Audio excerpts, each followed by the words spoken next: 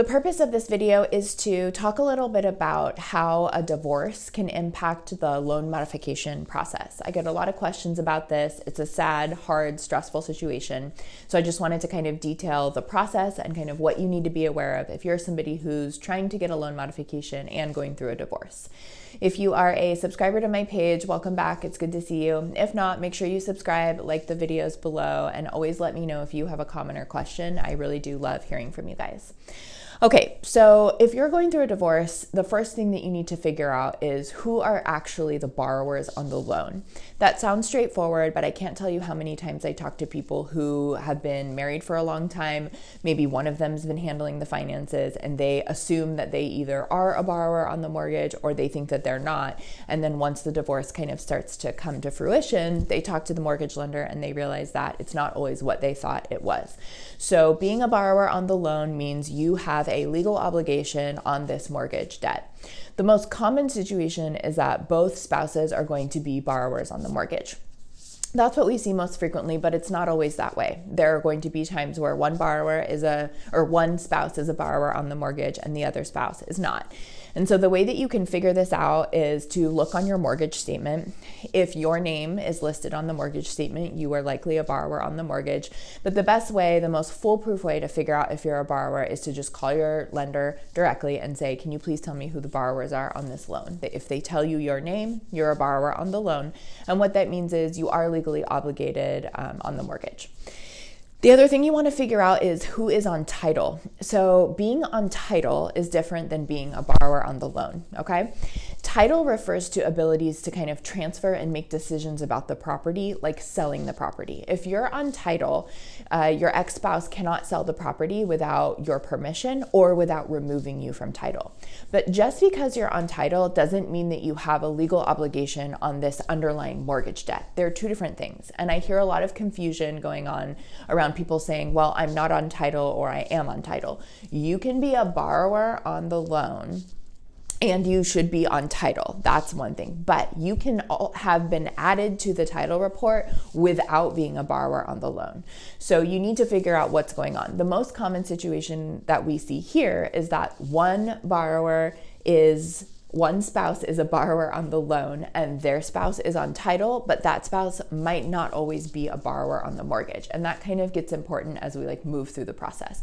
So those are your first two questions. Who's a borrower and who's on title? The next thing I want to make clear is just because you have a divorce decree that awards the property to one spouse, that doesn't automatically remove any sort of legal obligation related to the mortgage lender. So I get a lot of people telling me, okay, I have a divorce decree that removes my spouse from the loan, so she's off the mortgage, or I'm off the mortgage because I was not awarded the property. The divorce decree and the legal obligation on the mortgage debt could not be more different. They're not related. The divorce decree is something that goes on in family law court with your divorce attorney where they decide who has the rights to stay in the property. However, if you were a borrower on the mortgage, just because you were not awarded the property doesn't necessarily deal with the underlying debt to the mortgage, right? That has to be dealt with separately. So just because you have a divorce decree either giving you the home or removing you from the home, that doesn't mean things were adjusted correctly with your mortgage holder. You actually have to do work to get those things adjusted. The process that you need to go through to either add yourself to a loan and remove another borrower or to remove another borrower from a loan is called an assumption, meaning whoever wants to take over the loan assumes the loan, and in the reverse, whoever needs to be removed from the loan gets removed. That process is called an assumption, and that's the process you need to be working on with your mortgage lender. If your mortgage is current, meaning if you have not missed any payments on your mortgage, the household has been paying the payments regularly as you go through your divorce, the assumption process is going to be pretty straightforward.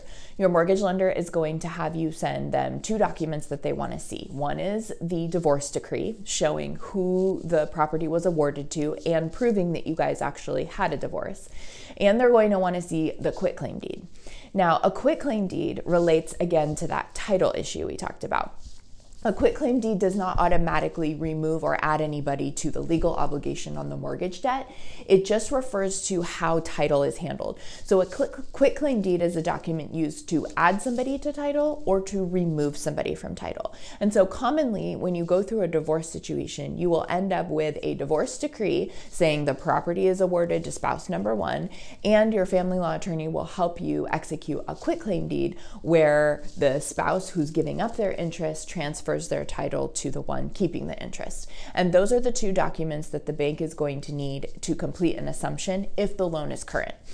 Now, things get a little bit more complicated if the loan has fallen behind. And let me tell you, that's a very common scenario. If you're going through a divorce, the finances in the household are kind of unstable, everything is being split into two, and it is very common for people to both be going through a divorce situation and have defaulted on the mortgage.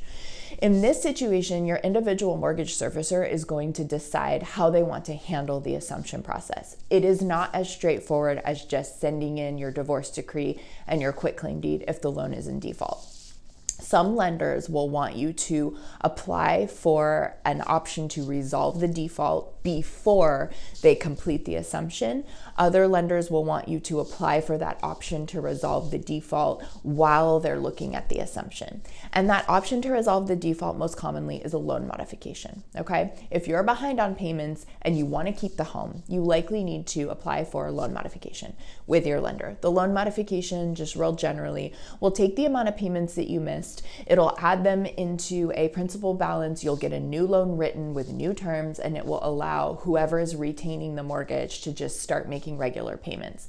That's a real general definition of a loan modification. If you want more information about that, watch more of my videos on loan mods. But for purposes of what we're talking about here, if the loan is behind and you're going through a divorce, you can't just adjust who the borrowers are without resolving the default issue.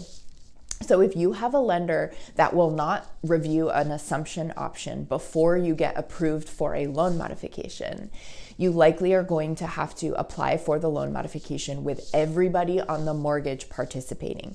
Now, this is a really difficult concept to kind of hear, especially if you're not having a great relationship with your ex-spouse. But if both spouses are on the mortgage and the loan is in default, your lender has the right to require you to do the loan modification with everybody's participation.